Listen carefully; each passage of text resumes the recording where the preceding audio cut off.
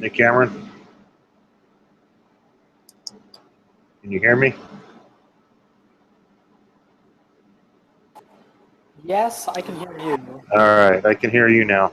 Let me try and get my headset working real quick because I've got it just going through my speakers. 1 second. Okay.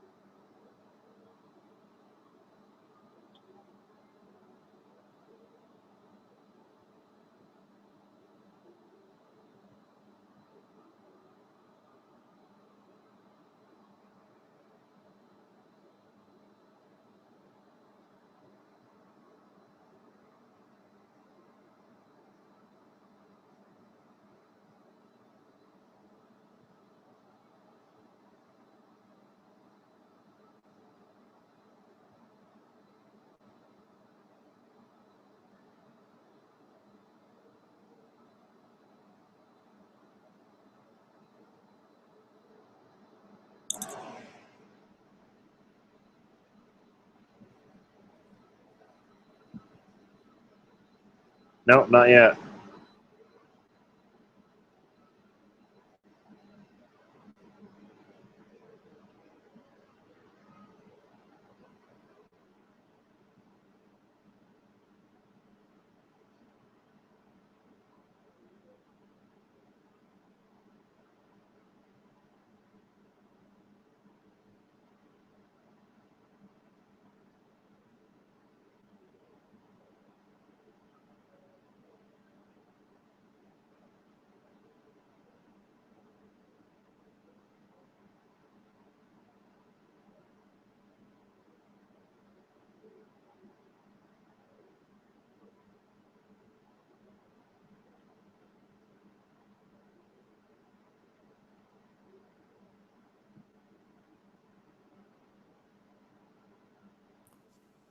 Hey, can you hear me now? Yep, now I got you. Perfect. Okay. For some reason, my computer cares which USB I plug it into. Sounds like the Mac. Yeah. All right. So I'm not sure who's going to be able to make it. Yeah, I think you're the only one that responded to the email, so. We'll see, I guess. Yeah. Let me try and track down my notes I took when I went through the questions. Yeah, I felt this week's questions were a bit easier than last week's.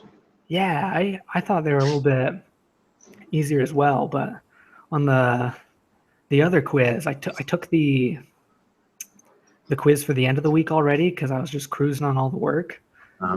And I missed like 5 of them just because they were worded really tricky. Oh. And so I ended up doing worse, but I guess I just try to do it too late at night. I think, hey, Mike, I can hear you. Yeah. I don't see you. I'm getting feedback, though.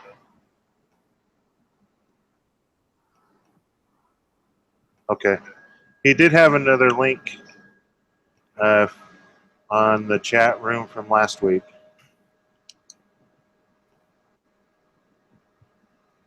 Sounds like Mike's trying to join us. Okay.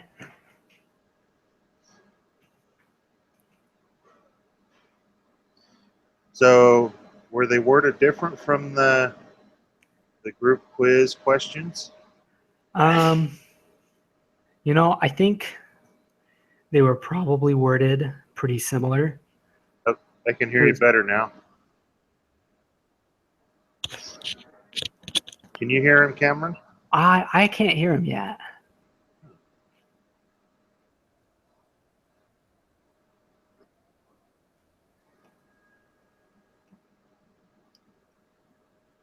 He did.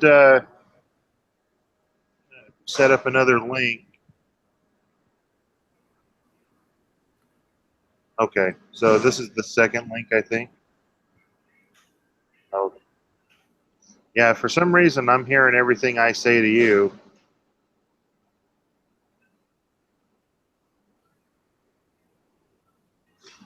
Oh, okay. Well, now it's gone. That's good. Cameron, anything? Nothing yet. Cameron can't hear you yet. Yeah. Yeah, Cameron, he can't see you either. Huh.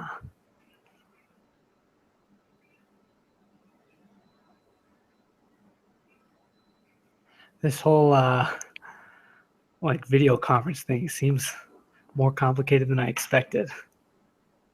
Oh, he's checking his internet connection. Okay. And then who is it that's trying to join? Maybe I can resend them a link real quick. It's Michael. Michael, okay. He's going to try resending you a link, Mike.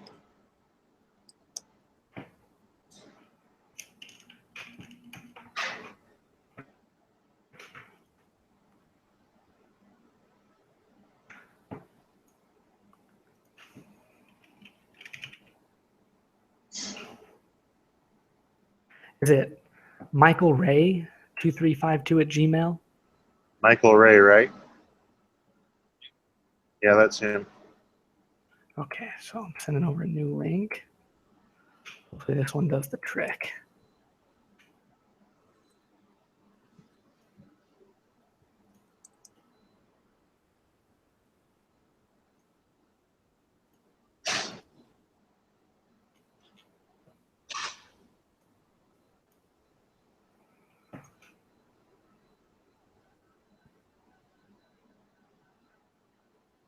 Where'd you send the link to? Just to his email, the Michael Ray inbox. Okay. Mike, you just sent it to your Gmail account.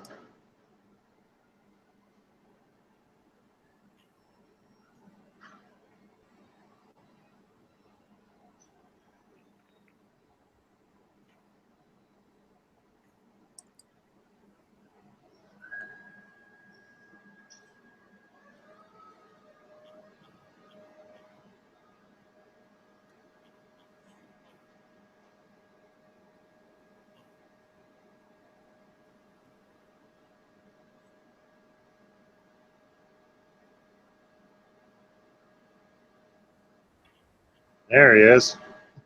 Hey. There we go. I'm glad one of you gets all this technical crap because I don't. Yeah. No, I just had a really bad internet connection. Getting you half in.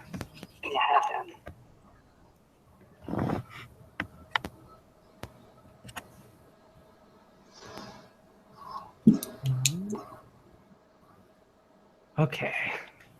So, I'm getting some feedback. Does anybody have multiple things open? I think we might have a fourth person on. Do we have it? We have Tim, Mike, and Cameron. Is there somebody else on?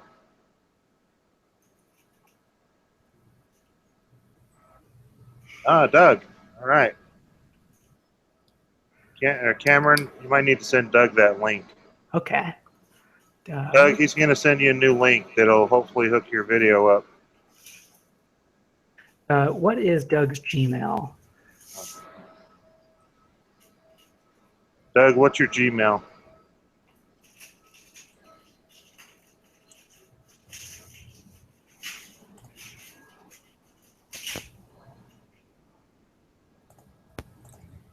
I'm sorry, one more time, quick. Okay.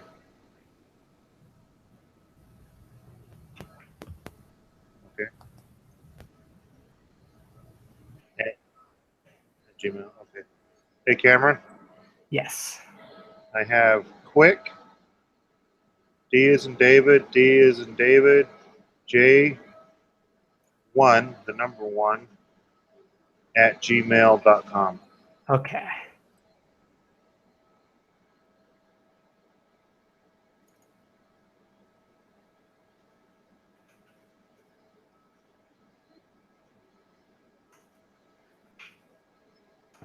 I've sent the link now to that email.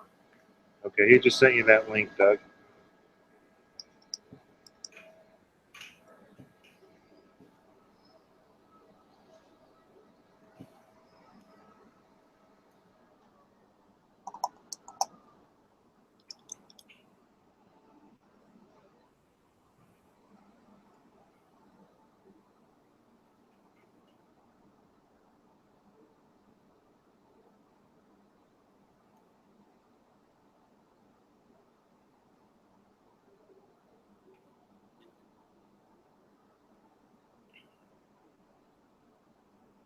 I hate this camera. It makes me look bald.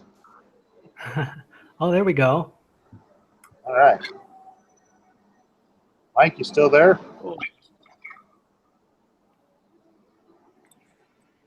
Oh, we got Doug, but then we lost.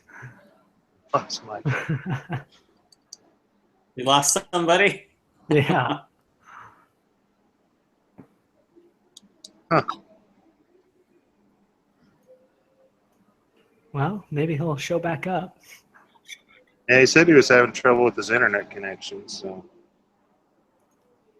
he'll pop back in.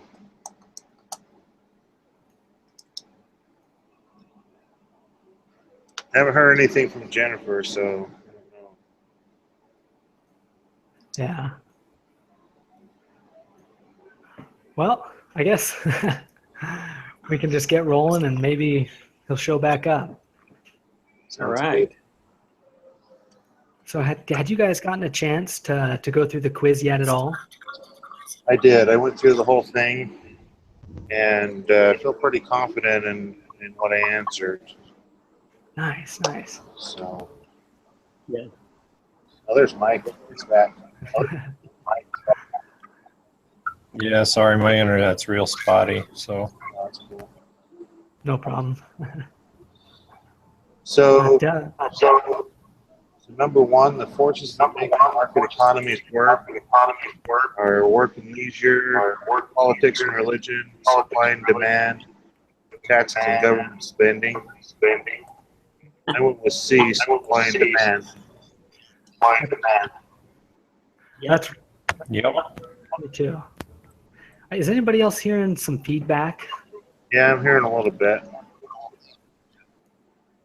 Huh. Oh well. I don't know. It's like spotty. It comes and goes. It's weird. Yeah, I'd have to agree. Okay. Number two, the highest form of competition is called, and I put perfect competition. Yep. I would agree. Good, good. Then the demand for a good or service is determined by, I put A, those who buy the good or service. Yeah, that's what I've got as well. Excellent. Number four, most studies indicate that tobacco and marijuana tend to be, and I put complements. At Yeah, first, that one I thought was C, but then I was going to revisit it, and yeah, I thought it was A at first, but then I found in figure 4 in the book for that chapter. Yeah, I found it in the book too. Okay, yeah. And it said they were complements because smoking will potentially increase your likelihood smoking tobacco for marijuana. And so, Yes. guess it depends on what state you live in. yeah. Okay, the following Because- table contains a... Oh, go ahead. No, you're fine. Go ahead. The following table contains a demand schedule for a good. If the law of demand applies to this good, then Q1 would be, I put 0. That is what I put as well. If the price is going up, then Yep, demand is going to go down. that's what I have as well. Nice. Yes. Number 6, a movement from DA to DB could be caused by, and I put a decrease in income, assuming the good is inferior. Yes, that's what I put. I found that one in the book. Yeah. And you got that same one? Well, I hadn't looked at that in the book yet, but I had D down. But after looking further in the chapter, I would go with D too. Okay, yeah. Inferior goods. Makes it, yeah, because DA to DB is an increase in demand. And if the good is inferior and people's incomes are decreasing, they're going to be trying to buy cheaper things. And so the demand for that inferior good would go up. Yep. Okay, next one. That's a table showing the quantities demanded of Mountain Dew per month for 4 families at different prices. And I put, oh gosh, I either put B or I put D, but I kind of circled them both. A on that I'm one. with B. I put A. Yeah, I put A as well. A. Oh, did you? I may have mixed up. Because the $10 price corresponds with the total amount that each group, which gives you the total of, oh, what was it? Yeah, so if you go with $10, that means there's going to be a $10. need that people want, and so Yeah. 10, 20 line up, and then when you move to like the next price at 8, 40 Mountain Dews. So Yep. the line that matched up with those numbers was A. Now the question says if the 4 families listed in the table are the only demanders of Mountain Dew in the market, which of the following is a correct graph for the market demand? And so we can plot the points for the market demand by adding so the first point on the graph will be the price, and the second point will be the demand for each family added together. Wait, is that right? Yeah. Price and quantity. And so Right. And it follows the range from $7 all the way up to 10, and then it just follows through to 12. But we just carried it through.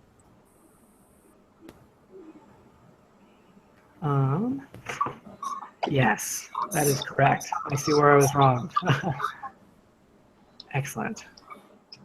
I had it backwards or something, and I thought it was B. Yeah, A is correct. Sweet. So number 8 is when the quantity demanded has increased at every price, it might be because I put, I bet I got this wrong. I put D, the price of a complementary good has decreased. That's what I put. That's what I put as well. None of the other things seem to make sense. Yeah, okay. Yeah, the others, I figured there'd be a better. The complementary good has gone down in price, and that means yeah, that means the increase in demand.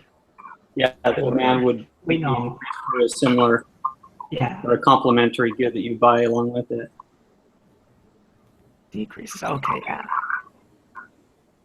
Wait. And they used like an example of, if computer software or what were some of the examples I think they used. So if the demand for computers went up, then the complementary item like software, or actually a better example would be the price of a complementary good being computers is decreased, and for software, for example. But yeah. Okay, if the price of a movie ticket went down, a complement to movie tickets would be like popcorn, so you sell more popcorn too, because it's complementary. Yeah, that's a good. Yeah. Okay, sweet. The next one, the quantity supplied of a good is the amount that buyers are willing and able to purchase. Oh, that doesn't sound right. Yeah. Sellers are willing and able to sell. That sounds more like it, yeah. I had that one backwards. Yeah, I read that straight up, but Yeah, this Yeah, chapter had a lot of yeah. stuff where. Yeah, I'm with Yeah. Michael. I read that straight out of the book too. Yeah, I must have just been reading the demand supply. The demand looked good because I put a little note next to my wrong answer saying the demand curve and something about demand when it's a question about supply. So yeah, that makes sense. Today's supply curve for iPods could shift in response to a change in. I put the number of buyers for iPods, but now I want to change it to the expected future price of iPods. What'd you guys put? That's what I thought was B. I have B as well. Okay. Yeah, after yeah, I I was must. torn between B and C. I think I must learn some more stuff after I put down my answers for this. All right. Number 11. All else equal, a sale on chicken would cause a move from. I put DA to DB because chicken's a substitute. That's what I for turkey. That's what you guys got as well. Yes. Sweet. If there are only 4 sellers in the market, then the market quantity supplied at the price of 10 is 44 units, D. And I think I just added up all the different quantities supplied. Yep. I'm glad you guys read the last question because for some reason, I was thinking the demand for chickens. So I was doing it the DB to DA. So I'm glad you guys pointed that out. Good. Between the 4 of us, I'm sure we got them all right. The next one is a rightward shift of a supply curve is called a increase in supply. That's what I got as well. Okay, sweet. Well, I had an increase in quantity supplied. So an increase in supply is where the whole line moves to the right, and then a decrease of supply is to the left. And then an increase or a decrease in quantity supplied is the movement from one point on the graph to another point on that same line on the graph. Okay, so that would be like on the last one from Y to X. Yeah, exactly. Okay. Yeah, I wasn't understanding what the big difference was between the two. Yeah, that one took me a while to figure out because it sounded very much like the same thing at first. Sweet. Next one. Which supply schedules obey the law of supply? I put D from B and from D only. Because those ones, Yeah, that's what I put. yeah, they supply more as the price gets higher. The unique point at which the supply and demand curves intersect is called equilibrium. Which one did you guys put down for that previous one? Oh, the previous one was E. Yeah, that's what I got. Okay. I just Oh, sorry. 15, I also got D, equilibrium. yeah, me too. Excellent.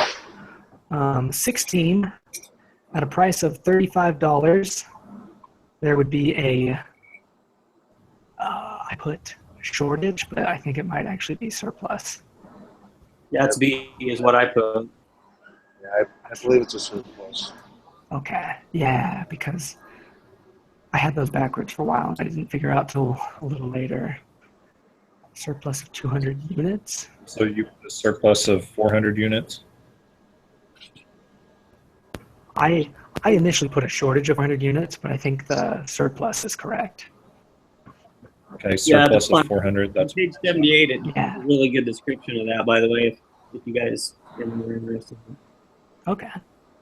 In figure 9, as surplus, and just kind of gives an example. But Excellent. Okay. Mike? Next. Mike, were you saying 400 surplus? Yeah, is that what everyone else had, or? I had a surplus of 200. And so is surplus determined by the distance between the line? Or actually, here, let me switch my screen around. So I can Difference between the demand line and the supply line, right? Right. Yeah.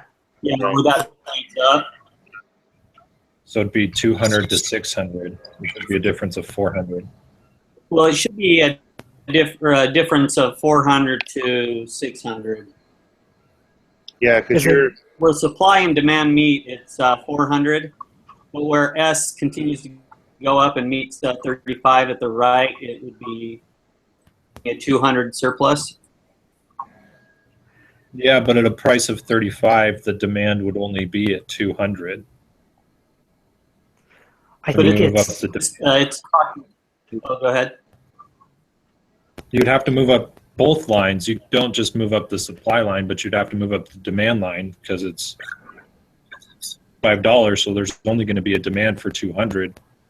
But at $35, Actually, the demand would change to 35. It would also be at 35. The price is 35, so the demand where it crosses 35 would be higher. And at 35 and surplus at 35. Sorry, giving so you it'd the surplus and the difference from where it would have been before. the difference between the equilibrium and where it's at that price. Because it's talking about an excess in supply, so it's exactly what Cameron's talking about, from equilibrium to the change and giving you an excess and surplus. Okay. so understanding why is it going? Let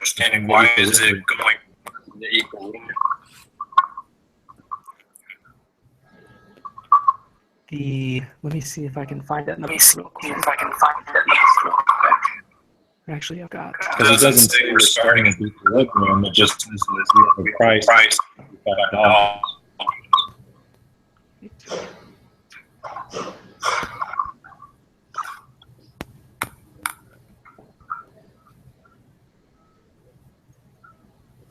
One second, I'm gonna find the reading on it.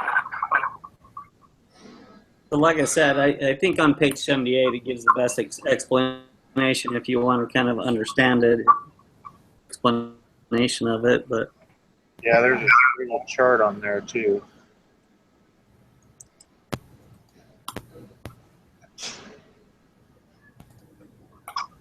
because it all has to do with the price, really, that controls where the demand and the supply match up is what it comes down to. The equilibrium price, would have been at, what was it? And that's really what kind of changes the game from $25 to $35. So it has to do with the demand and supply of the graph. You know what I mean, as far as the output. So quantity or the demand would be the demand and supply would be on the upper end instead of the lower end, where it talks about shortage on the bottom. Be on the top part if the price moved up to 35 versus if it went down to 15, it would be like a instead, if that makes sense. Yeah, I guess. Because they're not going to want to supply as much. I guess the suppliers aren't going to put out as much if the price is lower. The price goes higher, they're going to want to output more so they can make more money. The book explains it, but Okay. So, E200 units is what it sounds like the answer is. The next one, which of the following movements illustrates the effect in the market for fences of a decrease in the price of wood? wood is an input for the supply of pencils, and so that makes the cost of producing them cheaper. And so I think it would be A to B. So the answer Yeah, A. I had A as well. Yeah. What I put. Excellent. Number 18. All else equal, an increase in the productivity of turkey farmers would cause a move from, and I put D, but I'm concerned I had that one wrong now.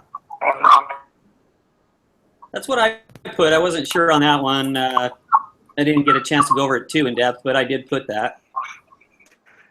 Yeah, because I was thinking, we're still going to have the same amount of people buying turkeys. So I think it's going to force the price to go down. Yeah, a change in quantity supply. The last one.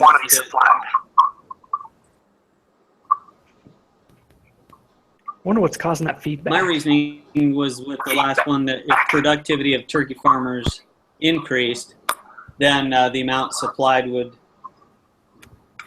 increasing would also increase the price because they usually go hand in hand, but I don't know. That's a good point.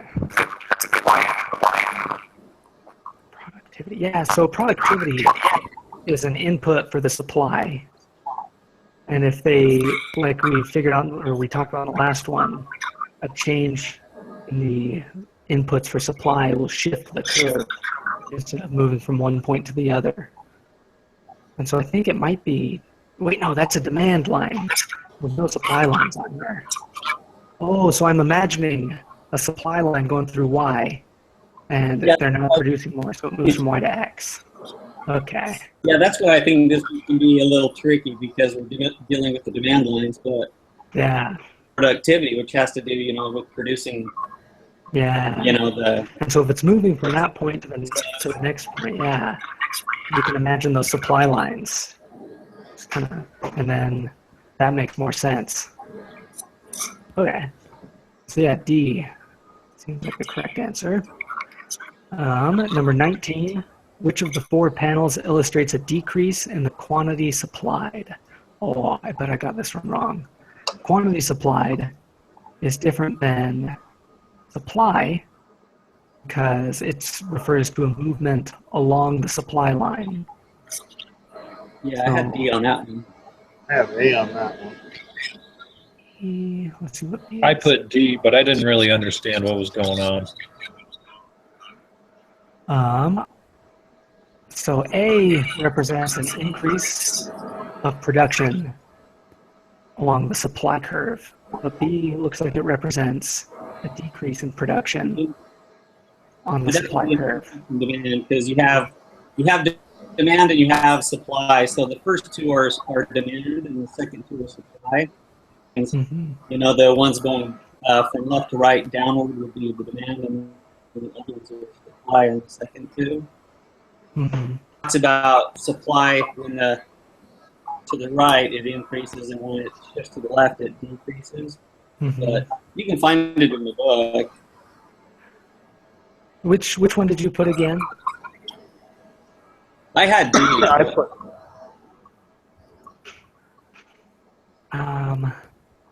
So initially I put C, but I think I'm lying.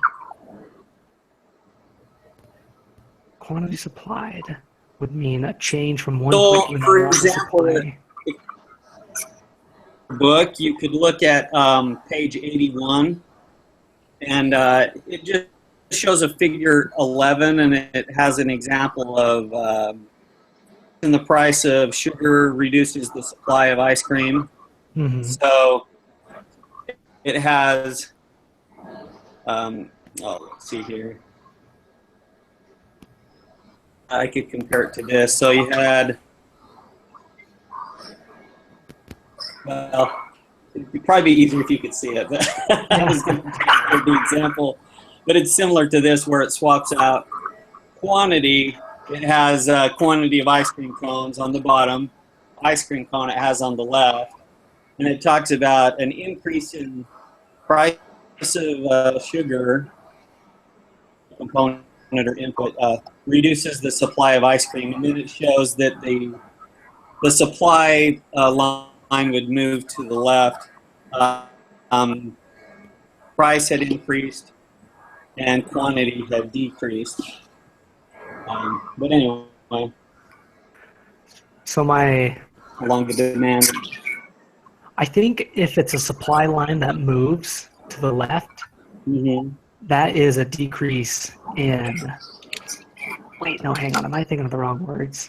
Because I know there's a difference between quantity supplied and the actual supply. And when you're referring to supply, it will typically show the whole line moving right or left. But then when you're dealing with quantity supplied, it shows a movement from one point on a supply line to a different point on a supply line. Let me see. Oh, man, Yeah, and they're just talking about the actual supply. So the only thing that would move along the line is if it was related to price. And it gives like an example of that, like, okay, well, let's see here. Let me find it.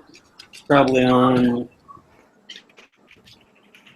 Good one to memorize, probably. I don't know if we'll need it for the test. But it just says for supply or sellers, the price of the good itself, if there's a change in that variable, it represents a movement along the supply curve itself, you know, like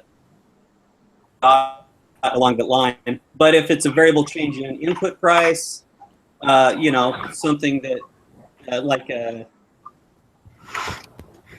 material or technology expectations, number of sellers, then it actually shifts the supply curve itself. And Okay. so that's what they're showing there is just a shift in the supply curve, you know, image. Okay, well that sounds right then. And so it's D. That's what I had, but Okay, that based on what you're saying, that does sound right. I'll probably as soon as I can get my book to open, I'll read through it again. Yeah, figure 11. yeah, that's what I would look and see what you guys think. Sweet. And so then the last one is, which of these statements does not apply to market economics? And I put C because the free market doesn't necessarily mean you can get it. It means whoever has money and desire for it can get it. I agree. I do. Yeah, sometimes they drive up prices just so that people can't get it because they don't have enough. Yeah. Awesome. Agree. So I think, anybody have any last questions on any of these we want to talk over, or does that pretty much cover it? I'm okay. I think I'm good. Yeah, I think I'm good as well. Awesome. I'll get this link posted and I'll talk to you guys next week. Cool. Thanks, guys. Awesome. All right. See ya. All right, see you.